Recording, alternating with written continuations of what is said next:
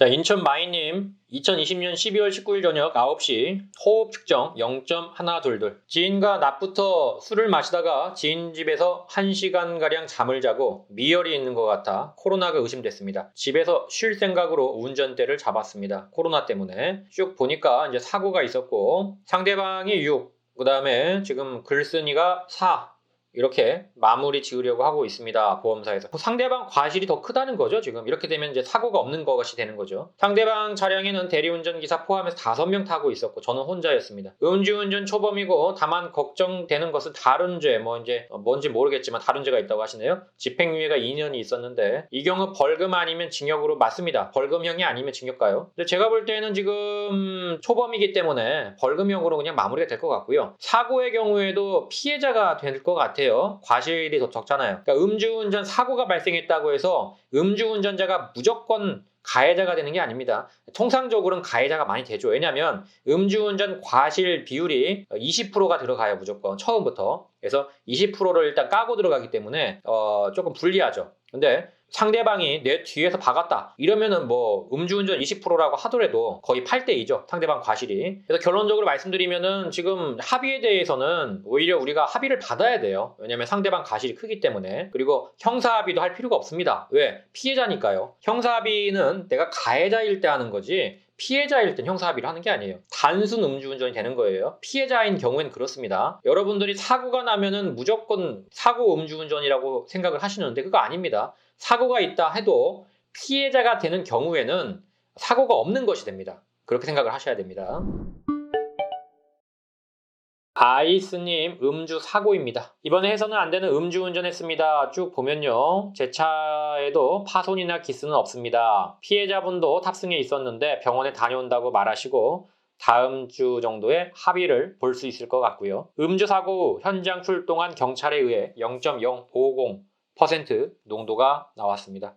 초범이고 벌점 없습니다. 경찰 조사를 받을 때에는 솔직하게 말하려고 하는데 처벌이 더 강해질까요? 이게 어떻게 말한다는 건가요? 보니까 사고 경위 있을 때 다른 곳에서 그곳으로 갔을 때 대리를 타고 갔다. 거짓말했습니다. 대리운전을 부르지 않았는데 대리운전을 불렀다고 하면 조금 참작이 될 것 같아서 이렇게 얘기하시는 분들이 있는데 예를 들어 대리운전이 주차까지 해주려다가 걸렸다든지 또는 대리운전하고 싸워가지고 걸렸다든지 이런 경우들은 괜찮습니다만 대리운전 때문에 걸린 경우가 아니라면 굳이 대리운전 불러갖고 여기까지 왔다라고 거짓말 할 이유가 없어요. 그렇다고 해서 대리운전 때문에 싸웠거나 대리운전이 주차해주다가 주차를 못해가지고 대신 주차하다가 걸린 경우라면은 대리운전을 거짓말 할 이유는 없겠죠. 왜냐하면 대리운전이 일단 전제니까. 그리고 결론적으로 말씀드리면 대리운전에 대해서는 거짓말 할 이유가 없어요. 도움이 안 됩니다. 그러니까 앞에 있었던 대리운전 때문에 걸린 경우 빼고는 도움이 안 된다 이 얘기예요. 그러니까 굳이 내가 운전할 거 다 운전했는데 대리운전을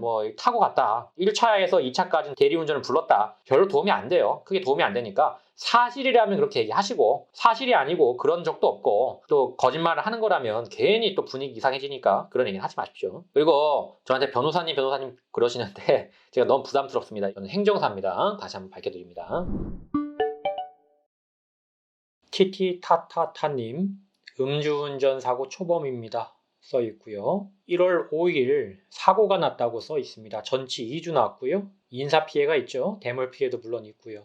초범인데 집행유예를 받으신 분도 있습니다. 사고가 있는 경우에는 징역형에 대한 집행유예를 아예 관가할 수는 없어요. 분명히 벌금형이 나올 가능성이 있지만 사고가 있는 경우에는 초범이라 하더라도 구공판 회부와 그 다음에 징역형에 대한 집행유예가 나올 확률이 있습니다. 따라서 벌금형이 나올 수도 있지만 징역형에 대한 집행유예가 나올 확률도 항상 공존한다. 이걸 반드시 벌금형으로 받아야 되는 분들이 있죠. 이제 공무원들이 특히 그렇죠. 징역형에 대한 집행유예가 나오면 당연히 해임입니다. 그래서 바로 일을 그만둬야 되고 공기업도 보통 그렇고요. 자, 이런 때에는 변호사 외에는 답이 없어요. 제가 도와드릴 수 있는 부분이 아닙니다. 반드시 벌금형을 받아야 된다 그러면 변호사밖에는 답이 없어요. 물론 합의도 하는 게 좋겠죠. 자, 그리고 두 번째로 회사에서 매년 범죄 경력 조회 동의서를 받는데 제가 집행유예를 선고받을 시 범죄 경력에 조회가 되는 거죠. 일단 제가 여쭙고 싶은 것은 저 범죄 경력 조회 동의가 성범죄만 해당이 되는 건지 아니면 모든 범죄에 대해서 해당성이 있는 건지가 좀 궁금한데요. 만약에 성범죄를 제외하고 모든 범죄에 있어서 범죄 경력 조회 동의를 받는다면 그거는 위법할 수가 있습니다. 제가 전에도 한번 보여드렸지만 이 범죄 경력 조회를 어떤 법률에 의거하지 않고 동의를 받는 것 자체가 불법입니다. 그래서 그런 어떤 법률 수권 조항이 있는지 그걸 한번 보셔야 할 것 같아요. 물론 일단은 지금 이게 성범죄가 아니고 일반 범죄에 대한 부분까지 포괄한다면 그건 분명히 문제가 있어요. 네. 어쨌든 범죄 경력 조회 동의서를 받는다면 징역형에 대한 집행유예가 문제가 아니고요. 벌금형도 나옵니다.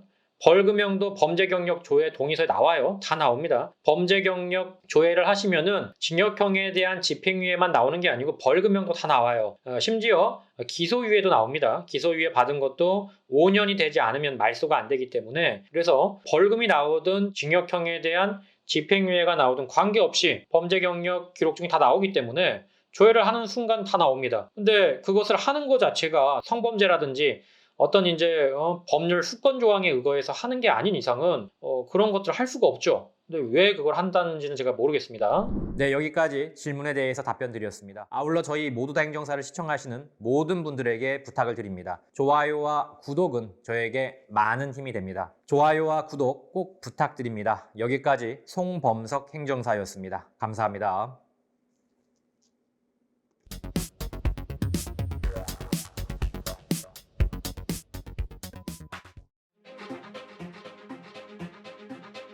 모두 다 감옥 보낼 수는 없는 거 아닙니까?